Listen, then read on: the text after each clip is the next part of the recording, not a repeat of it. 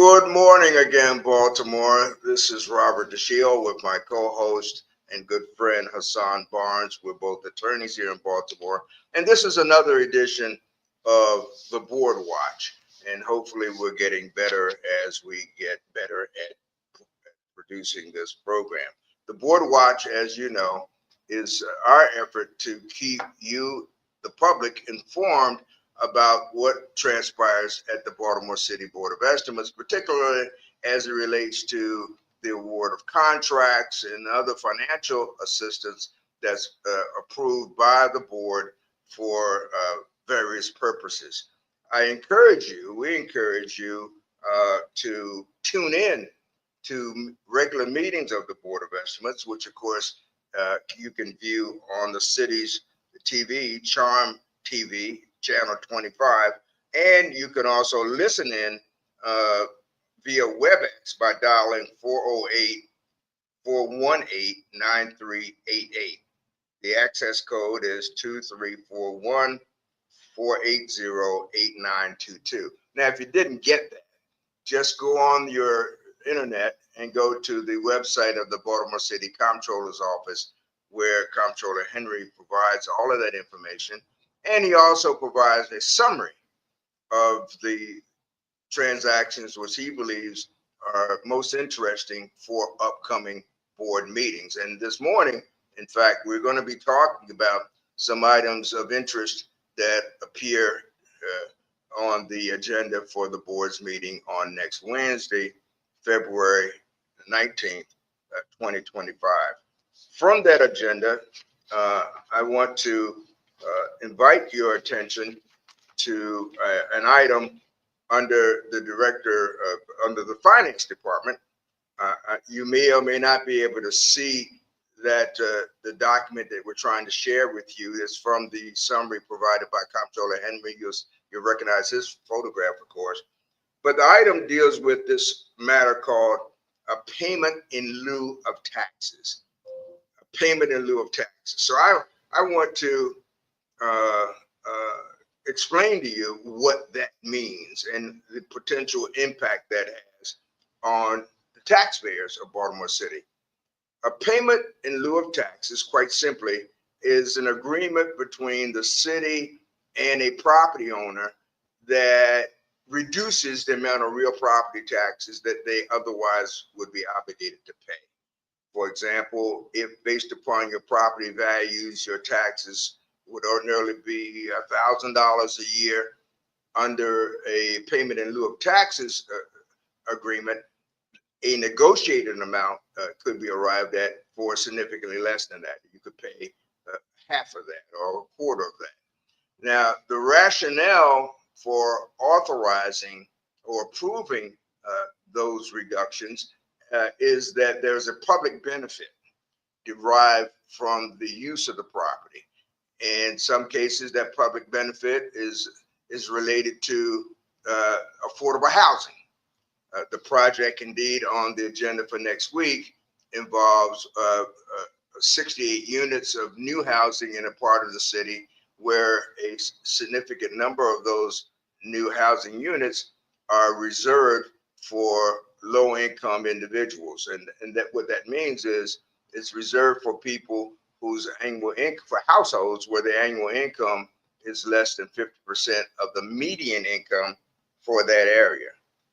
I don't know what the median income is, but what's important is that there's supposed to be a public benefit. Now, to expand on that concept just a little bit so that you might get a fuller understanding, tax breaks have been a tool used by municipalities and states and local entities for years to try to induce businesses and developers to come into the area. Tax breaks, the pilot in lieu of taxes program is not new. It's been authorized under state law for nearly over 20 years. It's been used by the city for a number of projects over the years. But the city also provides additional kinds of tax breaks for developers. They oftentimes allow the developer to borrow money and avoid the payment of taxes on the increased value of the property that's constructed with the money that's being borrowed. One example of that, and I don't want to get too technical here, but several areas of the city over time have been, the people have been displaced in order to make room for new development. If I say the highway to nowhere, everybody remembers that. And you know that recently it's been in the news that the city has been awarded $85 million to try to correct that situation. Huge numbers of African-American families were displaced in order to make room for this new highway, which was basically an escape route for people who worked in the city, not many African-Americans, to get out of the city as quickly as possible. That highway was never completed. Over on the east side, you know that there were hundreds of families displaced to make room under the East Baltimore Development Corporation project to make room for the expansion of the footprint of Johns Hopkins Hospital. The idea was that when these new residential, this new housing was developed and renovated, the people that were displaced would have a quote right of first refusal to come back. Well, they did have the right of first refusal, but very few of those families ever returned to the area because they couldn't afford the cost of the new housing. They could not obtain the financing, and even if financing was available, they did not have the income sufficient to be able to afford to make the mortgage payments. So while it sounded good and it sounded favorable, and you got these new developments, and the reality of it is that what happened was looked more like gentrification than it did like renovation and of the community that previously lived there. So when you see, you the public, when you see items on the Board of Estimates agenda for various forms of financial assistance for development, such as what happened which is scheduled to happen next week with the pilot program, when you see the Under Armour development in the peninsula, you see other developments, know that they have a direct impact upon the rest of the city, because the reduction in the payments from those developers has to be covered by somebody, and that's the rest of the taxpayers.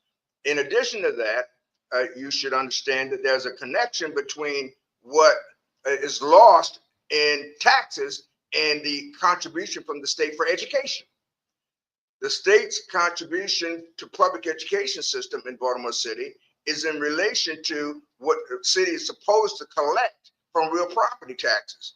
Well, the state regards the real property taxes at full value.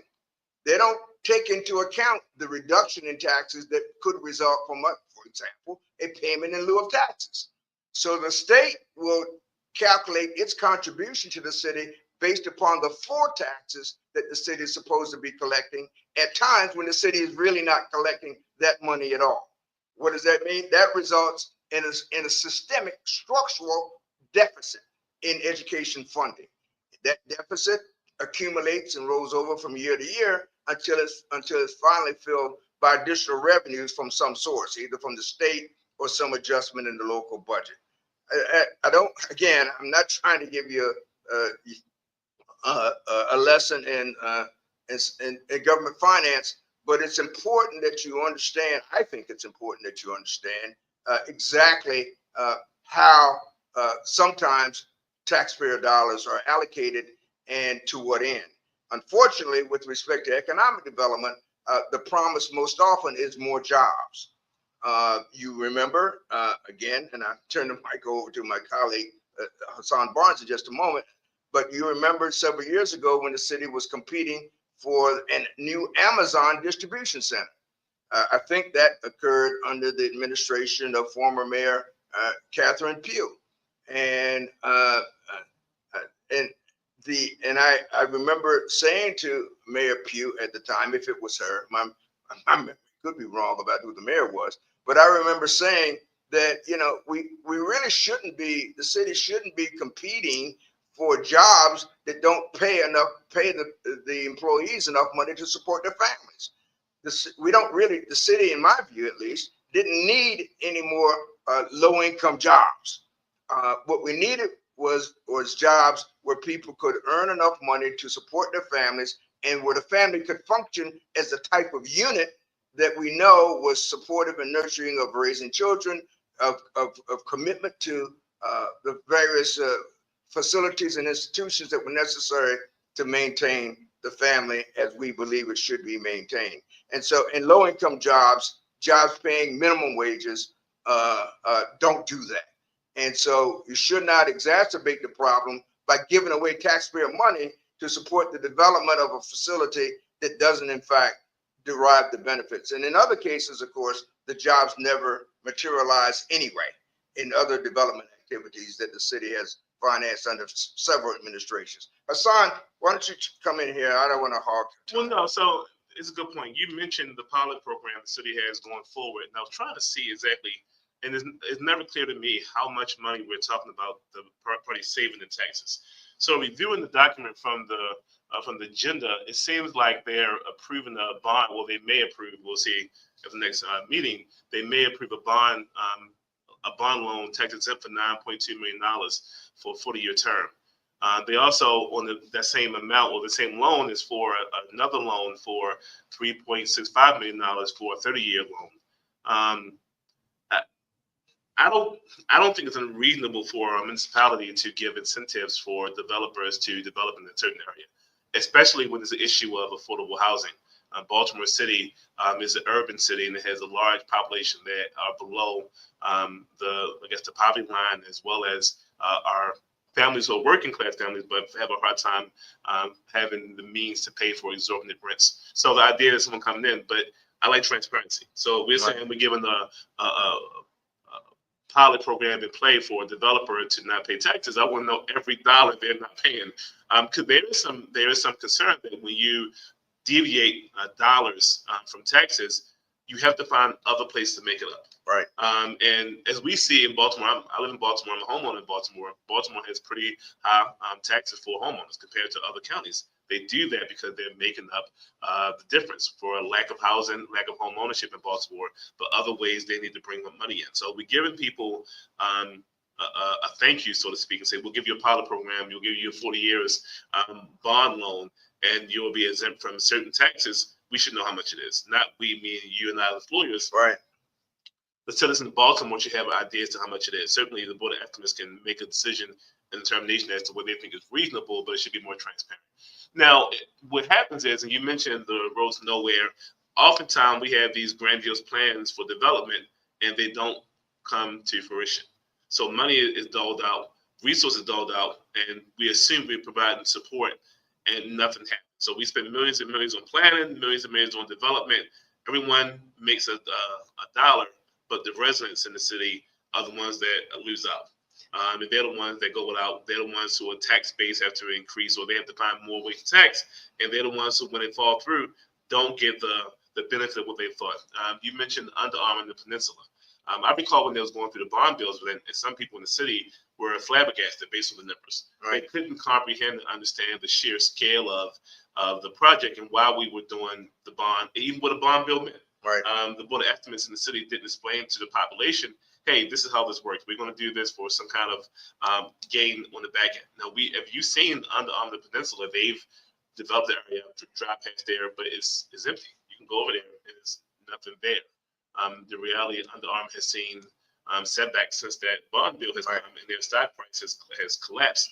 They've gone through new ownership or leadership, and as a result, the plans they had have kind of come to a not quite standstill, but they're different than they were initially, which means the development and the jobs and the businesses they planned on bringing and attracting to the city haven't materialized. So another instance of money being given away, I was tracked there. I'm sure the Board of Estimates would say differently.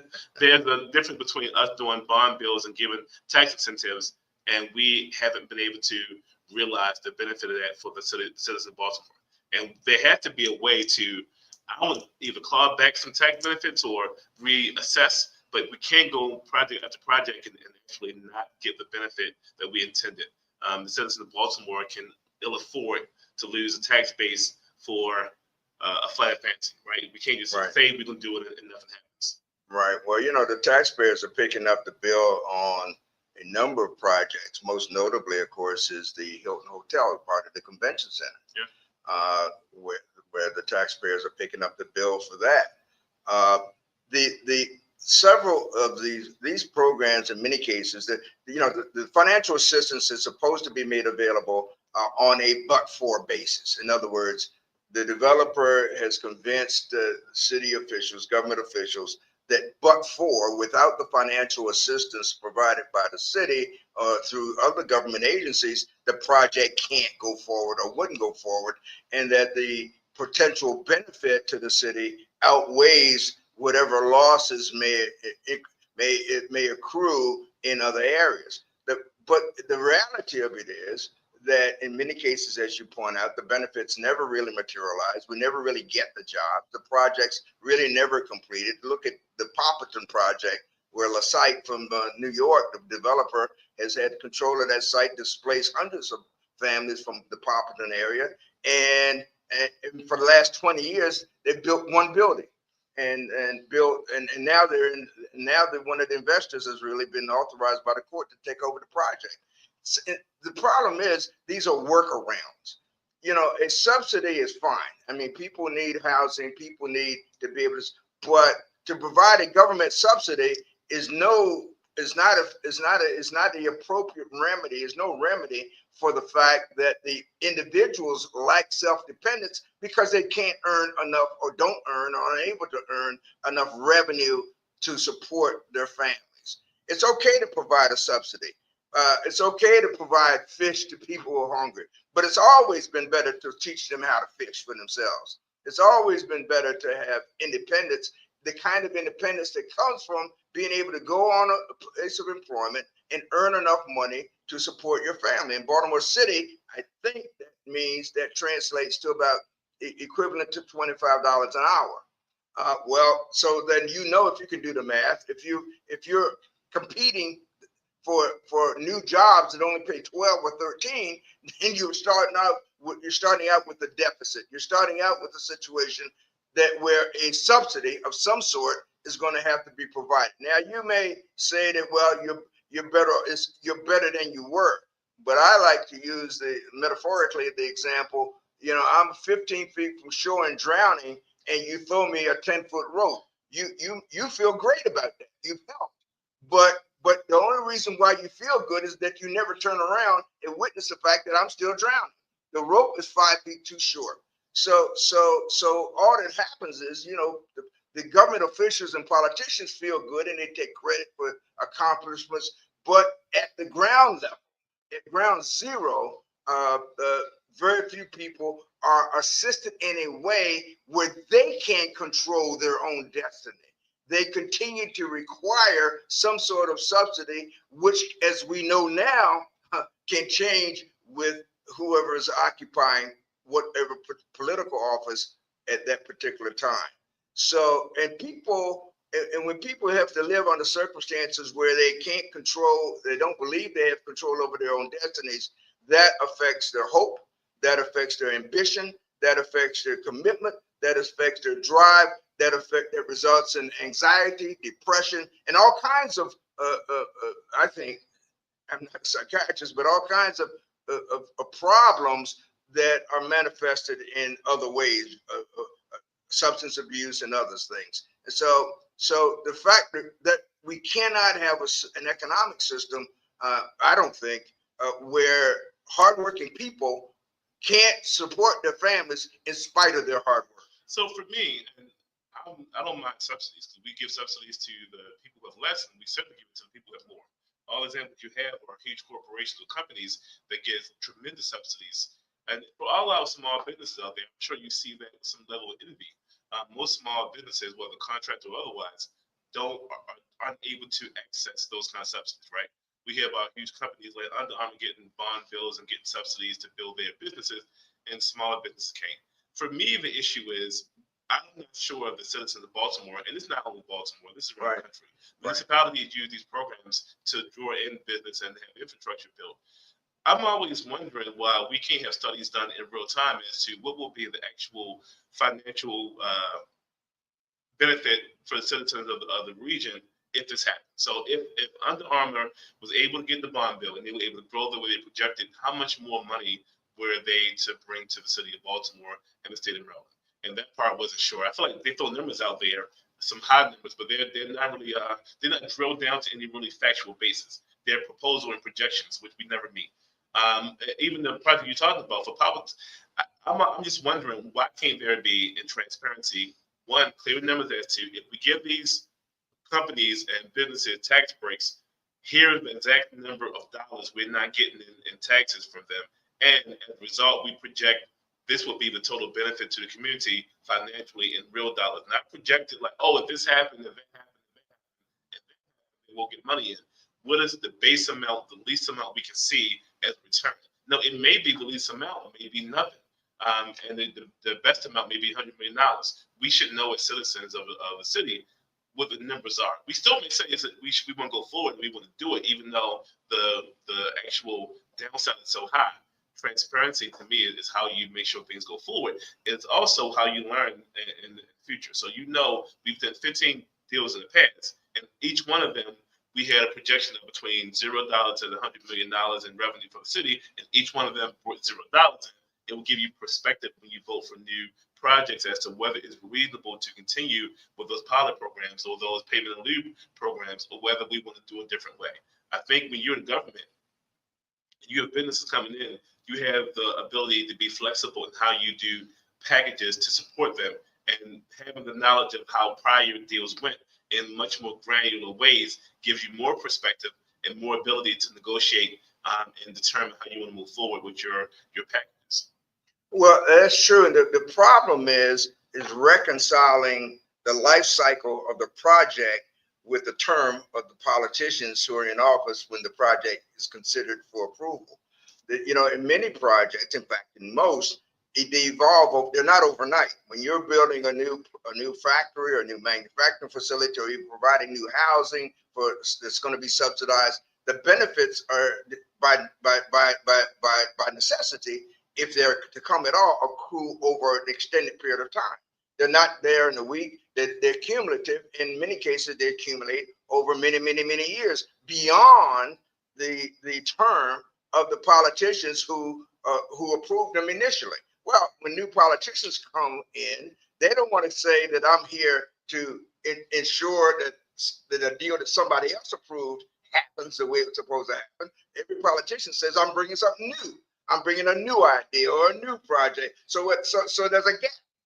And so if you don't have within the workforce those individuals with the institutional knowledge, and with more importantly, the responsibility to continue to track and report and provide the transparency that's required to show whether these projects are in fact providing the benefits. I'll push back on that. Yeah. Government employees are the historical knowledge, right? The politician come and go. The person working in accounting has been 25, 30 years. So we have the knowledge, we have the people, similar to what's going on in the federal government. I'm sure many of our viewers are seeing the issue of the current administration are looking to downsize the federal workforce. The reality is the federal workforce has tremendous institutional knowledge as to how things operate. The people at the head of the agencies don't necessarily know how things operate. And they have to. They are political figures and they have political agenda. The people who are working, the federal employees, are the ones that know how to get things done and know what things mean. I'm assuming the same is true for local government. It's smaller, has a smaller footprint, but it doesn't have any less of historical knowledge. The people in those departments know from administration to administration how things are done. And when you keep track of figures and financials granularly, a person coming in new don't change that. They come in, they may be building not like it, but the numbers are still there. The evaluation is still there. My thing is that I don't know that we evaluate and maybe they have information that hasn't been given to the public. Maybe they have granular information as to all the things related to the projects and how much money we're saving, and how much money is being diverted from the coffers. I don't think they do though. I think those numbers are elusive to them, and there's no one tracking them in any real way, or they haven't tracked them. haven't given them because they don't want people to know where they are. They may be too favorable to the businesses, and they know the citizens of any community wouldn't go for it. Well, yeah. Is the data available to provide the transparency and the tracking that so that the public can be informed? Yes, the data is available. Are the employees who know where that data is and can access it? Are the employees still in government employ? In many cases, there are. But the first priority of every employee is simply to make sure that they can keep their job. That means they've got to please their supervisor, and that goes all the way to the top. If the person at the top, albeit with or without the knowledge, says we're going in a different direction, so to speak, that translates down to the person at the bottom. Hey, they either desire or don't desire me to disclose or to reveal or to provide that transparency. I have to act consistent with, quote, their policy, and we see this. We see what's going on now when you take that to an extreme. You see South Africana come in and in one day get rid of agencies that were the USAID, Education Department, Treasury. Just come in. Now, those actions aren't because there's been any study done to determine that there is waste or fraud or whatever. How can you do it in less than 30 days? You can't possibly do it.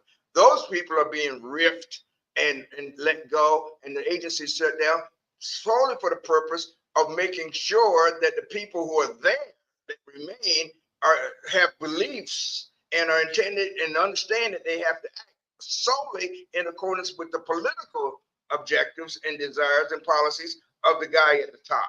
So even though that, they say knowledge is power, but that's knowledge is power only if it's used and if it's used appropriately. So it's not that the data isn't available to provide the transparency or to keep the public informed. It's that the people at the top decide who gets that knowledge and how that knowledge is to be used.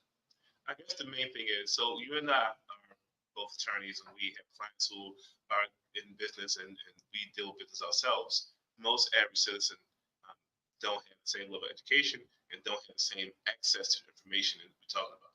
So where it may exist somewhere, it doesn't matter if it exists if no one can find it, no one can see it, right? It becomes a situation where, okay, there could be a gold bar on a table in the room. If no one knows it's there, it doesn't matter. No, not really. It doesn't really matter. So for the citizens of Baltimore who are trying to work and take care of their family, if they don't know, and certainly I didn't see anything in the Board of Estimates document showing all the information that people may want to know before the decision is made. If they don't know, I feel like people in the city feel like things have been made, or they're making decisions about the city without the people having a say. Now, ultimately, you vote for the people to do for you, right? You vote for the mayor, you vote for the city council president, city council members, you vote for many politicians, whether it's state, local, or federal, and you hope they'll do the right thing by you. But there still has to be a certain level of oversight by the people, meaning knowing information. Because what happens is, if you know there's a bond bill or there's a payment and leave program coming before the city, and you know the amount of money they're going to waive in taxes is more than you will get back. Or otherwise, people may reach out to their politicians, city council members, say, hey guys, I know you guys got an idea about this. I know you want to do a pilot program. I know you want to do affordable housing, but the actual squeeze isn't worth the juice, or the juice is worth the squeeze. What you guys want to give up in taxes, you're not getting back otherwise. I mean, you have raised taxes other places. How about we find another way or change it around? And when people reach out to the politicians take note.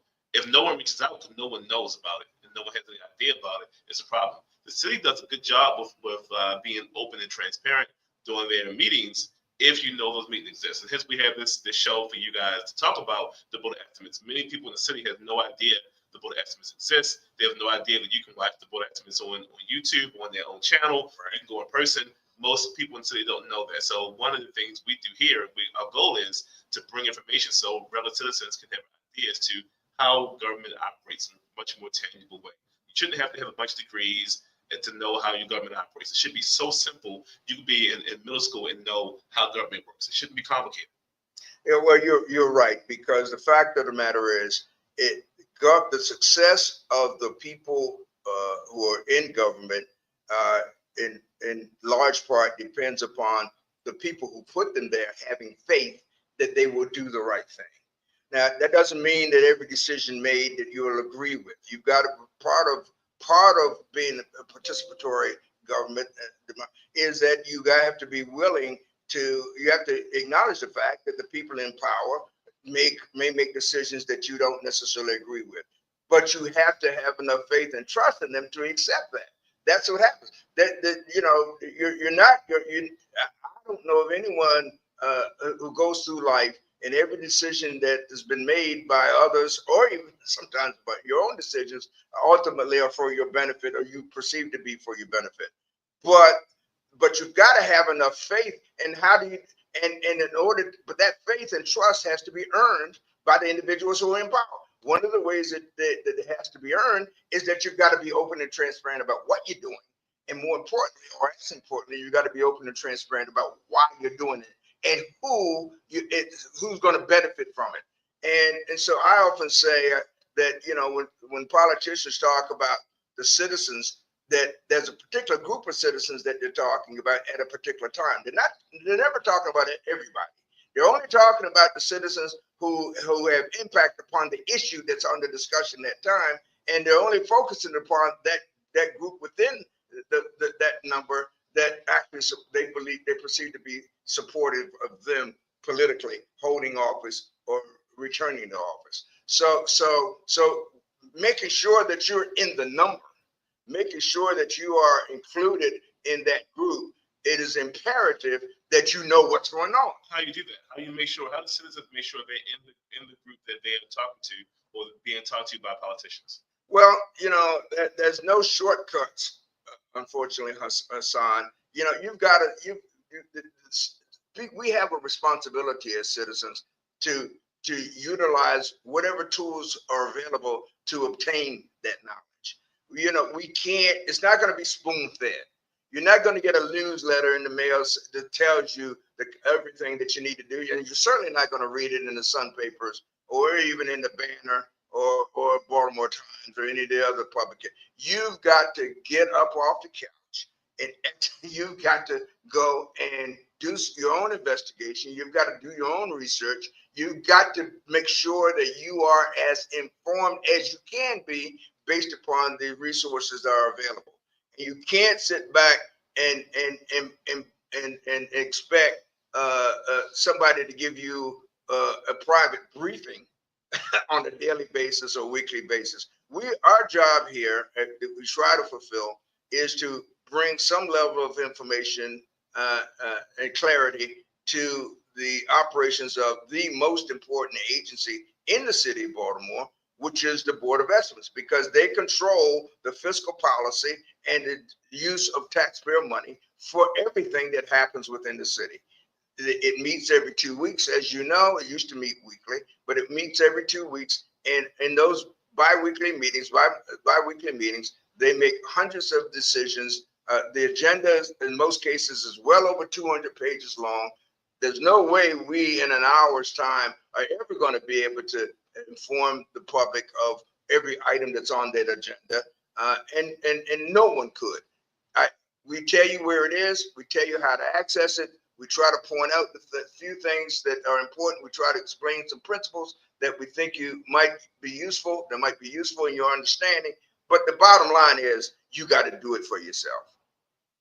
So with that, doing it for yourself, part of it is being engaged, right? So Right. This kind of show where you can see about city government. There's other shows on talk radio that talks about city government and being able to go down to the Board of Estimates and see for yourself. That's easier said than done. People who work for a living typically aren't home or available to be at Board of Estimates meetings during the daytime, Right. and they oftentimes aren't available to be online or online is different, but they're not available to be the radio program that plays on the day about politics. One of the things you do as a citizen is, you're right, having to know what's going on in your community and how things work and engagement.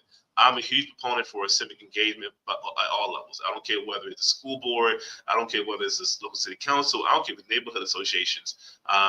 I think it's important and incumbent upon citizens to be involved in everything that happens around you because it starts from the bottom up. Our conservative party, they typically, and they have been, and they were very effective across the country by starting from the bottom up, from city council to school boards. They decided to do a campaign where they went for those immediate positions to stack up their political ideology and stack up their goals and agenda. And they did it, I don't know what cycle it was, 20-year cycle, maybe longer, of slowly going from the bottom up to build their base, and it's paid dividends for them. Their attention to local politics and local issues, even the areas where they actually aren't the majority, but their attention to it has been eye-opening.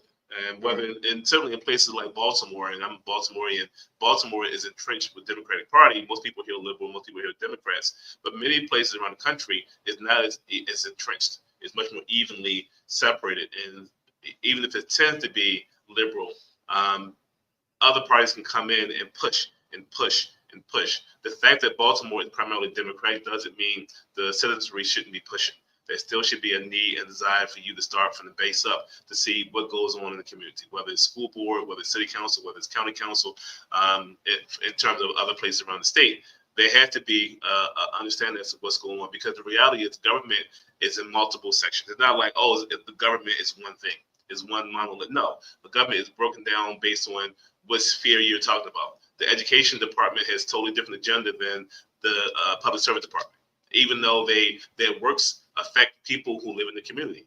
So if the education department goal is to reduce the size of schools in the community, I don't know that we're also increasing housing in the community, right? So if you're decreasing schools and decreasing infrastructure for parents and kids' school, how you also build the housing at the same time? Well, in Baltimore City, we've done that. Right. We close schools and try to find new housing at the same time. Does it make sense? Individually, it does. If you're in a school system, it made perfect sense because you've seen a decline in the enrollment base for years. But if you're looking to build housing and build a city, it makes sense to keep pushing. Those may be contrary to each other in terms of the grand scheme of things. Because if you move into a community with no schools, what are you going to do for your family? How are you going to move them around? You end up having more crowded schools. And as we know, crowded schools don't produce quality education oftentimes. So you get unintended consequences when you see the government separate, when you're not involved at every stage along the way. But I wanted to move on some. So part of this show is to talk about the board estimates, and also talk about small businesses who are looking to do business with the city and on the state. We're talking about the agenda for the meeting coming up. Bob, you mentioned the pilot program, but there are a few more things on the agenda that I wanted to discuss. Okay. One thing is, for citizens, we have to be sure that anything that happens in government, in the city has to approve it. So if we have situations in the city, I'm sure people have seen police brutality has been an issue, and crime has been the issue. Whenever there's a city employee action, such as now police, before the police were not under the city, they are now, or a city employee does something and there's a lawsuit, guess what? Citizens of Baltimore got to pay for it. Right. And when you pay for it, the board estimates have to approve the payment. Now, it seems interesting that you're paying for things and have no idea what you're paying for, but it happens. The upcoming meeting, they're going to vote on a payment for an auto crash. There was a crash back in 22 where a city vehicle rear-ended a citizen and caused severe injuries. Well, they're reaching a settlement. The settlement amount was $86,000. That's a lot of money. But we don't have any details, and the citizen don't have any details about who the employee was. You may know their name, but you don't know, I won't say their name here. We don't know their driving background. We don't know their ability as a driver. We don't know how the crash happened in any granular way. We don't know how they were disciplined. We don't know whether they're paying any portion of this. But we know for sure if they approve it, guess who's paying for it? We are. We're paying the actual amount for the settlement. Now, am I opposed to a person getting made whole or being made whole when a city does something wrong? Of course not. But I think people should recognize these kind of things happen all the time, and we are paying for them out of the city budget. Again, everything goes back to taxes. If we have to pay bills for lawsuits, then what do you think will happen? We have to raise taxes and have more revenue coming in for the budget to take care of that. Money isn't just appears out of nowhere. The federal government can print money. The local government cannot print money. Right. So our printing money is giving me or giving you or giving citizens of Baltimore a tax bill that's higher to make sure we can cover all the expenses the city has to offer. there is a cost to living in a society with other people and not on an island. We start with the obvious fact that there's no perfect, there's no utopia. There are going to be accidents. There are going to be people who engage in conduct that well, whether intended or not, ultimately it proves to be harmful to the life welfare of other individuals. That's a price. In other words, there's a price to pay for living in a civilized and organized way. And so we should not. While we want to avoid as much as we can, but that avoidance cannot come at the expense of compensating people who've been harmed. And so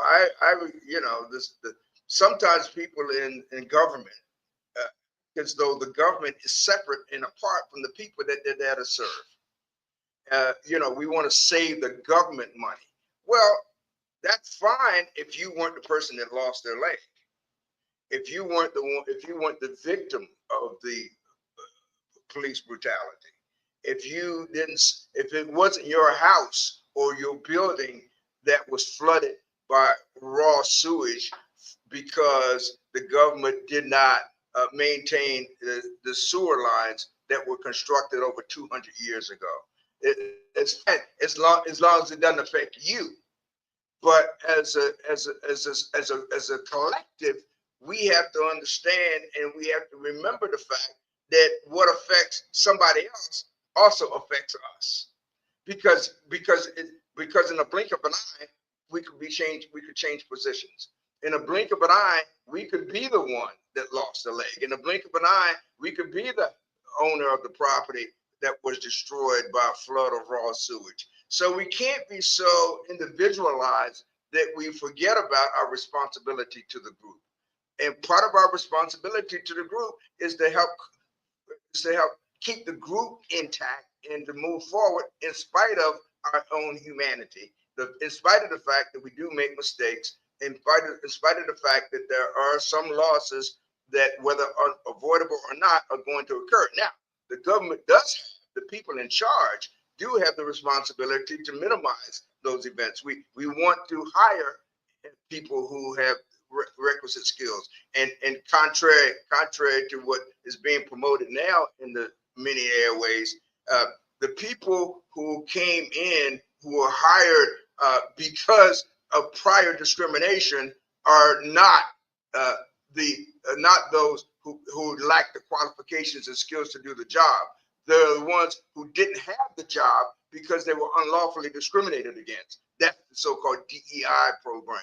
The notion that people who are hired as a remedy for past discrimination are necessarily unskilled is erroneous, as is the notion that the people who had jobs based upon the exclusion of other people that they weren't necessarily qualified is equally specious and erroneous. So we have to. There is no we or they ultimately in the society. There's only us. I want to jump in there. So you jumped off to DEI, which I can talk about forever. Yeah. But going to some of the points you made, when you referenced the gentleman losing his leg, that was a board of estimates meeting, I think last meeting, where they voted on a settlement to pay someone, I believe about $700,000, maybe $760,000, right, for a settlement for a gentleman who was hit by a police officer who ran a red light. Right. She was driving, going to I guess a call. She didn't have her sirens on. Her lights were on, no sirens, and she hit another driver. She hit him and had severe damage, severe injuries, lost his left leg. Right. And they settled for $760,000, which is a huge sum. No, that's a lot of money. However, if you lose a limb, I'm not sure that you're the person receiving it feel that it's a lot of money. Right. And even the issue of the sewage, there's on the next estimates meeting, there'll be a vote for, I think it's SB 2510358, where there was a sewer. You mentioned a sewer backup into a person's home, which it was so severe the house had to be demolished. The person lost their home. I think it's about $200,000 settlement for that. Those are instances where we're seeing the city take responsibility, and the city should. If a city employee hurts someone or cause harm to someone's property, the city's liable. My question is, and I haven't seen that, is there a triggering effect when we see we're saying auto accident happens, someone hits someone. Are we seeing that trigger a review as to how we maintain our force of employees in terms of how they drive, their ability to drive, make sure they can drive safely and without getting to auto accidents, and whether they should be driving vehicles? I don't know if it's triggered that. Same way for sewer backup. We know the pipes in the city are old, and we've been, I'm sure the city would say they're under, and they've been trying to address the issue, but did that trigger a review of the location where the backup happened, or other pipes in the area liable to backup as well? Is it? I don't think so far it's triggered any additional response from the city to say, hey, because this happened, certainly we're going to pay it out and make it right. But this must happen, this must happen, this must happen, and this must happen. It do sometimes. Sometimes things happen, such as the police officer who hit the gentleman and he lost his leg. There was internal investigation done. She lost some time from work, and I think she may have been paid for it. And they, I guess, gave a driving improvement class. That isn't a real strong evaluation as to officers writ large. So that one officer was reprimanded, but the idea is it shouldn't get to a point where a person is having these kind of issues. If she was driving the vehicle and she wasn't following procedures, how many other officers are running through red lights and driving in a way that's reckless? That's the bigger question. So for me, I like the transparency the city has in terms of these meetings and identifying to the citizenry how much of they're projecting to settle for and for what. But certainly we still should have more information in terms of, did it trigger a global discussion so that we can avoid any payments in the future? Because again, the money they are voting on isn't their money, it's citizens' money, it's our money. And it should be done in a way that's very clear. Now, you jumped to DEI. I want to discuss that for a quick second. And we've seen, I think someone called Mayor Brandon Scott a DEI mayor, which I thought was kind of funny. DEI stands for diversity, equity, and inclusion. And there's been DEI programs around the country. It started off primarily because of the Black community, where you would see candidates who were African American or Black who would be qualified for positions that wouldn't be hired. So my name is Hassan Barnes, and you may see a resume on your desk that says Hassan Barnes. Hassan Barnes may indicate to you that I may be a Black man. And if so, that resume will go from on your desk to in your waste can. Not because I wasn't qualified, but because my name is Hassan Barnes, and what it means to you.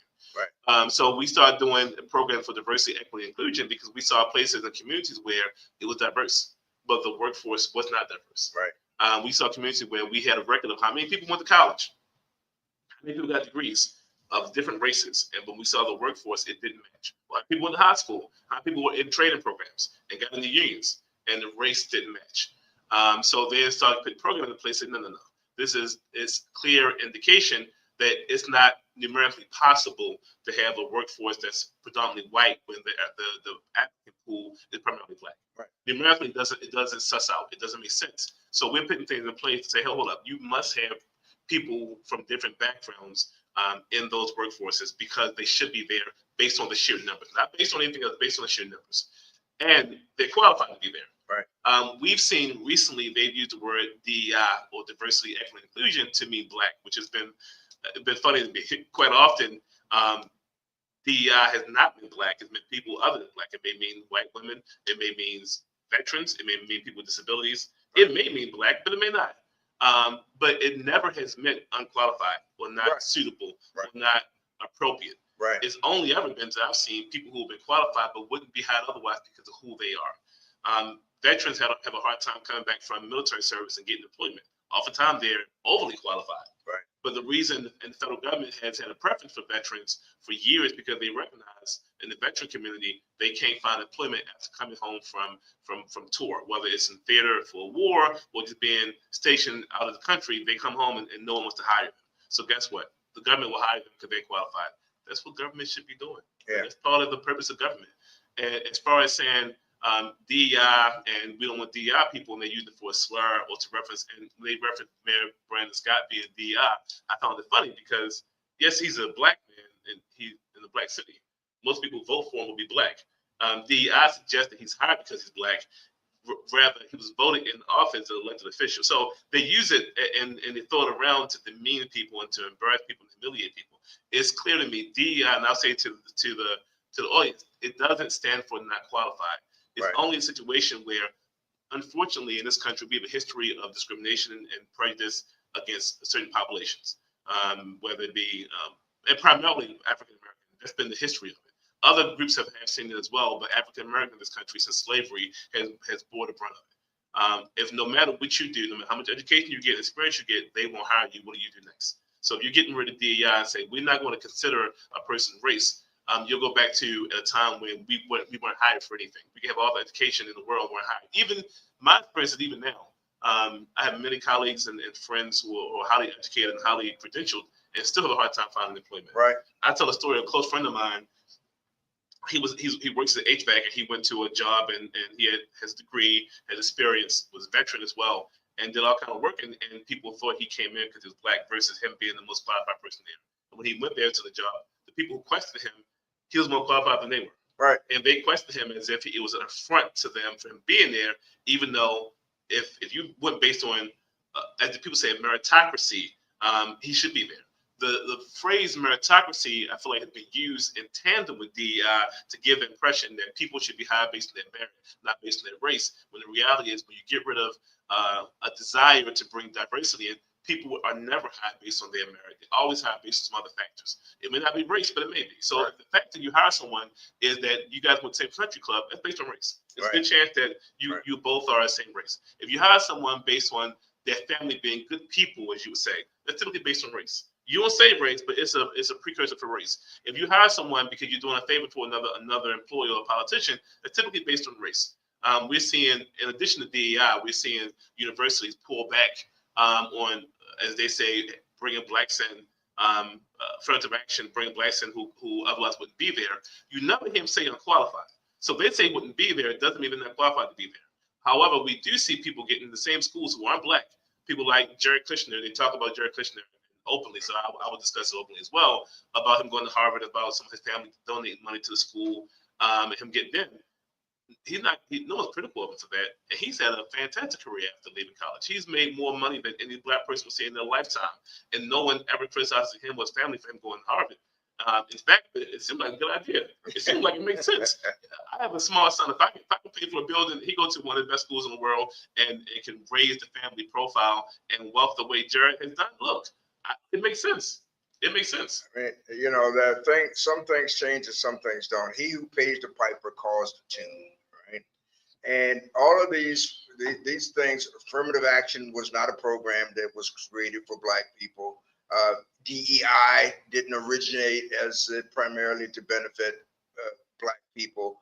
The minority business program in Maryland that started in 1978 has, based on the dollars that are accounted for to date, has not predominantly benefited black people. But these, as I said, with respect to the income in Baltimore City, these are all workarounds. They're workarounds to avoid dealing with one of the fundamental principles that I learned in law school, the days that I went to class and didn't fall asleep, was that stolen property is always stolen property until it's returned to its rightful owner or properly compensated for. The 400 years of the theft of labor, 400 years of the theft of intellectual property, 400 years of the theft of ideas and inventions, 400 years of theft has to be compensated for. Nobody wants to use the word, or a few people want to use the word reparations, but that's what exactly means. That means paying your bill. Now, rather than acknowledge that the bill is owed, we've come around with soft slogans, with euphemisms. We want to try to do it in a way that's not offensive to someone. And so you get these so-called cases of reverse discrimination. Well, no, because the programs to really work around reparation have been promoted as social programs, as discretionary, not entitlement, but discretionary income. So if that presumes that somebody other than the victim is deciding how much compensation is due, somebody other than the victim is deciding when the program starts and when it ends. And now we're faced with an administration that says time is up. We've faced it with administration where, as of the moment, the only legal refugees being admitted into the United States are South Afrikaners. Now, someone will say, well, maybe Elon Musk has something to do with that, but maybe, he's from South Africa. He stayed in this country as an illegal immigrant for over 2 years. And maybe the fact that his son can run around the White House, picking his nose and putting it on desk and calling the guy who's president, telling him he shouldn't be there. Maybe that's all because he's South Afrikaner and a billionaire, or maybe just those things happen for no particular reason. Well, the fact of the matter is they don't happen for no particular reason. The fact of the matter is that the reason why there's a presumption that the numbers don't match for a particular reason is because the same people who made the decision all along are still in the power to make those decisions. And so there's a presumption that the same factors that resulted in the exclusion of Black people will continue as long as those people remain in charge. And I think history bears that out. You made some good points. One, Afrikaans is an interesting thing. I'm sure our audience know that apartheid in South Africa was a horrible situation where the Black majority were basically, and not only Black, but other minorities as well, were displaced and also treated like second-class citizens. It was apartheid. It was a separate system based on your race. And the darker you were, the less you were entitled to. I would go to, and you're right, the issue of slavery had never been addressed, and I will go to the present day. We have politicians and they make all kind of pronouncements, ideas about how they want things to go. The reality is we're the citizenry. We pay the taxes. It's unreasonable for the idea that I will be forced to pay taxes in a system where you're telling me that people who look like you can't actually get a job. We won't pay you, we won't hire you, we won't support you, but we'll take your money and we'll pay people who want your downfall. I mean, that's what you're getting, and you have that in large numbers. America is diverse. America isn't primarily a single race country. It's not. Some places around the country is very homogenized. Asian countries may be homogenized. Eastern European countries. America is not. They call it a melting pot for a reason, whether on purpose or by happenstance, based on how the country is formed. As a result, the idea that only certain people are deserving of the government support is contrary to the principle that America is. People can hijack ideas and run with it if they choose to. You can't let that go forward. You have to be able to push back. There has to be a pushback on any ideals of racial animus and any ideals of pushing people who, like me particularly, back and down from employment. The federal government will continue to be one of the largest employers of Blacks, and basically is one of the reasons for the large Black middle class. Because the reality is, when we go out into the world as professionals, people won't hire us. Even with affirmative action and DEI, Blacks typically have a hard time finding employment. There was an adage, and I don't know whether the stats are still true. I think it may be. A white man with a GED makes more money than a Black man with a college degree. We see that even when you're qualified, the ability to bring financial resources home for your family is not equal. It's not the same, and there has to be a pushback, because we can't have a situation where people are openly looking to decrease the federal workforce, which would be decreasing the Black middle class, and we still pay taxes for that to happen. And that's one of the serious misgivings and misconceptions about why the Minority Business Enterprise Program, not just in Maryland, but around the country, was created. And I was one of the authors of the program here and elsewhere. It was not created to make more Black millionaires. It was created to give Black people, qualified Black people, more opportunity for employment in an environment where they would not be turned away because of the color of their skin. Yes. And that largely has not happened. The biggest benefactor of the MB program in Maryland are companies that are owned, on paper at least, by white women, and so we herald the accomplishment of Black business not based upon the number of people we employ, but on the lifestyle of the owner. He moved from a little shack on East Baltimore and now lives over in Roland Park in a $2 million house. He doesn't have that old beat up Volkswagen anymore. Now he rides in a chauffeur-driven Bentley to lunch at the Center Club. That's not what the program was created for. It was created to create opportunities for people, Black people, to be employed where the color of the skin would not be a qualifying or disqualifying factor for employment and to get jobs where they could support their families. That's the objective. And quite frankly, any employer who's willing to provide that proportionately across all the job classifications ought to be supported. I think with that, I think we are over our time. I think this conversation will continue as we go forward. The government and the current administration is operating in a way that's been at breakneck speed. So I'm sure we'll see more and we'll have more conversation about this. Today was a pleasure presenting to you guys, and certainly we'll see you guys next week. See you next week. Happy Valentine's Day. Happy Valentine's Day. Bye-bye.